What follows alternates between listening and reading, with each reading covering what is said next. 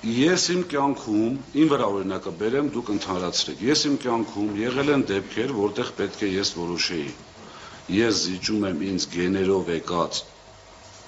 Աստծու կողմից իմ մեջ ներդրված սկզբունքները ինչ-որ բանի տիրանալու համար կամ ինչ-որ բան չկորցնելու համար։ Այսինքն, Կարապետյան Սամվելը պետք է իր սկզբունքները, իր ապրելակերպը, իր հավատքը դավաճանի, որպեսզի հեծը մնա իրեն։ Խոսքը դրա մասին էր։ Այսինքն, այստեղ հեծ բառը հենց որ փոխում ենք ունեցվածք բառով, ամբողջ ընդգնում այդ տեղը։ Իհարկե,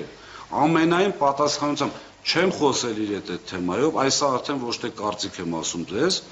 սա ասում եմ ամենայն պատասխանությամբ, համարեք իր կարծիքն է։ Իր պատասխան։ Այո, դա կարա լինի տաշիր պիցան, դա կարա լինի մոլը, դա հաշվի առնելով, որ այդ պահին հեծն էր թիրախավորված, ինքը հեծն է հիշել կամ հեծն է ասել։ Հիմա նույն հաջողությամբ նորից եմ կրկնում, բառի խնդիր է։ Այդ բառը փոխել ունեցվածքով կամ փոխել տաշիր պիցայով կամ փոխել, չգիտեմ, դալմայով կամ մյուսով, իր ակտիվների հետ կապված։ Այստեղ անբարոյականության չափերը սենց մի քիչ կամաց անցնելով գնում են, այն առումով, որ խիստ, ոչ թե խիստ կասկածում եմ, համոզված եմ իրենք բոլորը, համենայն դեպս այդ թեզը տարածողները, իրենք բոլորը հասկանում են այդ մարդը ինչ ասել։ Համոզված եմ, որ դուք էլ եք հասկանում։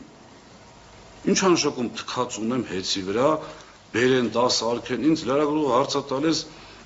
ասում վիրավորված չեք, ասում եմ ինչից վիրավորվեմ, ասում դե թքած ուներ հեծի վրա, ինձ ավտոմատ ձեր վրա էլ էլի, ձեր աշխատողների։ Լավ,